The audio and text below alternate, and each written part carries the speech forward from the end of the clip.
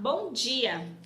Turma, espero que vocês estejam bem, porque hoje a nossa aula é de ciências e neste momento a gente vai começar a rever tudo que a gente aprendeu sobre o solo e mais um pouquinho agora com o cuidado que devemos ter com o solo. A nossa aula de ciência se encontra no seu livro didático, aí você vai ver na página 19, nas páginas 19, 20, 21 e 22. Deixa eu só conferir se é até a 22 mesmo. E 22, isso mesmo, até a página 22. Cuidado com o solo. Depois vamos também ver aí um pouquinho sobre erosão e assoreamento, né? Então, tudo isso a gente vai ver como que se dá esse processo. Então, durante as aulas anteriores, aprendemos que é no solo que moramos, que brincamos, que andamos de bicicleta, que construímos nossas casas, que fazemos tudo o que precisamos para sobreviver. E é do solo também que recolhemos vários recursos naturais para a nossa sobrevivência, desde o alimento à matéria-prima que constrói os objetos que nós precisamos no nosso dia a dia, desde o carro que andamos até mesmo o sofá que está na nossa casa.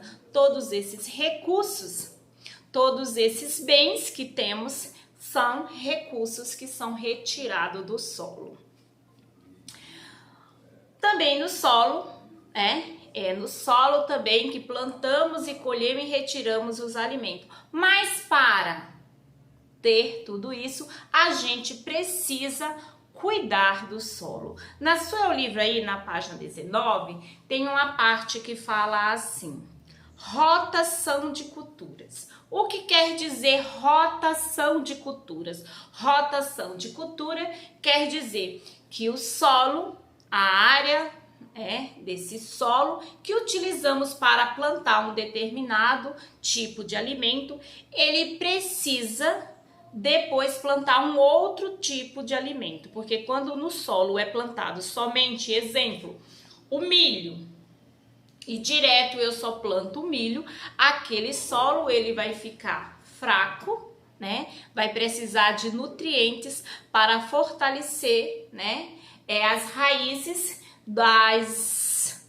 do milho que ali se planta, para poder crescer. Então, o certo é, em uma determinada época do ano, eu planto um determinado tipo de alimento. Quando eu faço aquela colheita, eu planto um outro tipo de alimento aí para que faça essa rotação cultural. E aí fala assim: em muitas regiões do Brasil, a rotação de culturas é realizada entre a plantação de milho e de soja. O que ele quis dizer? O que eu acabei de falar antes. Uma época do ano eles plantam soja e outra época do ano eles plantam o milho. Por quê? Porque na raiz da soja, são nas raízes da soja, vivem várias bactérias e essas bactérias fortalecem aí e fertilizam esse solo para que quando se plante o milho venha forte, firme, dê aquelas espigas de milho bem bonitas. Entenderam? Ou exemplo, plantou feijão essa época do ano, aí quando for em uma outra época do ano, ele que teve toda a colheita do feijão, ele vai lá e planta um outro tipo de alimento ou outro tipo de qualquer plantação que precisa ser colhido. Então, quando se fala em rotação cultural, quer dizer que eu devo plantar algo essa época do ano, quando eu vou colher, vou plantar uma outra coisa. Então, eu vou usar esse solo aí para o plantio de várias plantações. Depois, tem também o sistema de agroflorestal. O que é o sistema de agroflorestal? Quase que não sai. É um sistema onde esse pessoal que trabalha com agricultura, eles usam solo e no meio desse solo ele planta árvores frutíferas, outros tipos de árvores que dê sombra. Qual a intenção? Que essas árvores, né, tenham aí, traga outros animais que nela sobrevivem e que possa aí se alimentar dos pequenos insetos que vai aparecer ali naquela plantação e, sendo assim, ele não precisa usar agrotóxico nenhum para matar esses tipos de inseto. Olha só o que fala. Outra técnica empregada para a conservação do solo é o sistema agroflorestal, que eu acabei de falar, que inclui a presença de árvores, também que eu falei, em áreas agrícolas, em áreas de agricultura. Exemplo, eu planto lá cenoura, beterraba, batata, cebola, alface. Só que no meio disso tudo eu planto também árvores que crescem bastante, que vai ali também liberar as folhas, né? As folhas que caem, lembra? Que as folhas secas também faz com que sejam os resíduos e que aquela terra seja orgânica. Então, com esse intuito também, para que venha bichinhos, né? Pássaros, e esses pássaros e outros insetos, outros bichos que aparecem ali para curtir e para se alimentar dos frutos dessas árvores, possa também se alimentar dos pequenos insetos que possa ali vir afetar aquela área. No sistema de agroflorestal, as árvores frutíferas, várias espécies são intercaladas. Então, o que ele quer dizer? É uma aqui, outra mais distante, não é uma pertinho da outra, é uma com um certo distanciamento de uma árvore para outra, mesmo porque não pode dar totalmente sombra neste solo, tá? Então ele precisa aí de sombra, mas ele precisa também das luzes do sol. Intercalada em uma mesma área, com plantas como cenoura, beterraba, abóbora, milho e entre outras coisas. A rotação, que foi o que eu acabei de falar, e aí eu vou mostrar também aí essa imagem. A rotação de culturas e o sistema de agroflorestal ajuda a manter o solo, que interessante, né? Ajuda a manter o solo, os nutrientes e a umidade ideal do solo para o desenvolvimento das plantas. Além disso, a cobertura de vegetal evita o processo de erosão do solo e assoreamento do solo e dos rios. Então, esta imagem aí que você está vendo, essa imagem aí é de uma erosão. O que é uma erosão? Erosão é, por exemplo, tem um solo lá, uma área de solo, que ali não é plantada nada. Não tem árvore, não tem nenhum tipo de vegetação.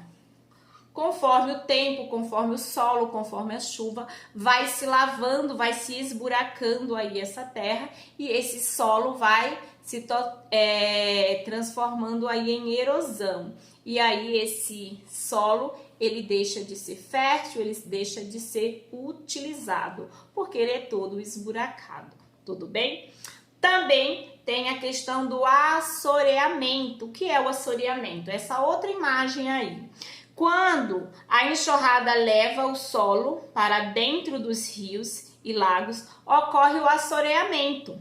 Neste processo, o solo acumulado no fundo dos rios vai deixando cada vez mais rasos, dificultando o desenvolvimento dos seres vivos. Então, conforme também aí a falta dessa vegetação nas áreas de rios, o que acontece? Os rios vão ficando mais secos, né?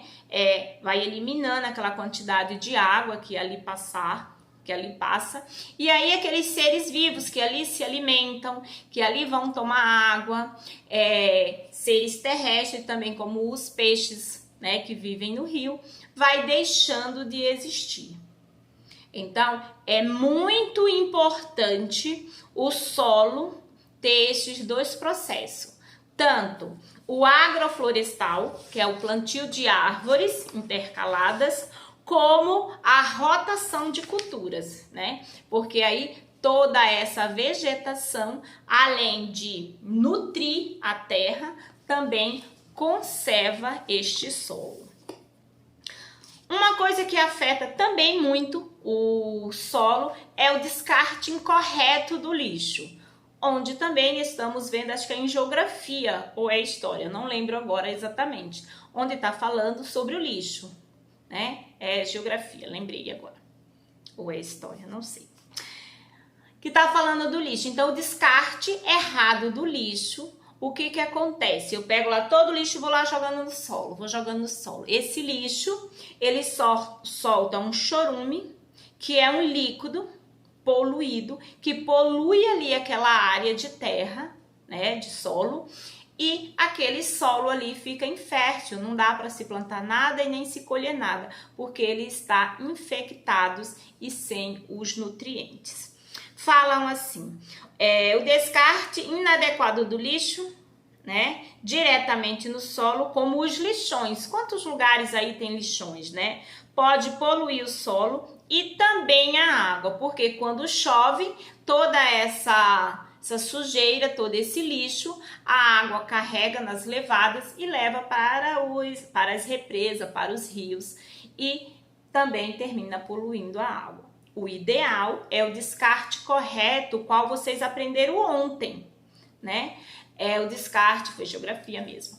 O descarte correto do lixo, quando a gente sabe que existe aí como descartar o lixo, cada um em seu determinado local.